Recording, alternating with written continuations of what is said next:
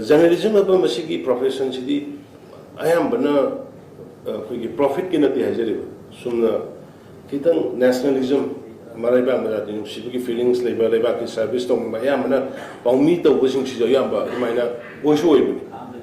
magi paisa phangba phangda ba ma khakan khaloi ba paumi emo oibu ki mangonda leba ki khara change bagi praja ki khara change bagi nungai bu that depend over mina ayam ba paumi oibu ni aduna paumi sing sikhara moigi aduna boi koina su pencil scheme kari hek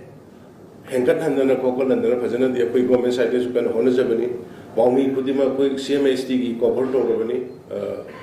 irrespective of moigi koi income yengde huiber hek paumi bo ergadi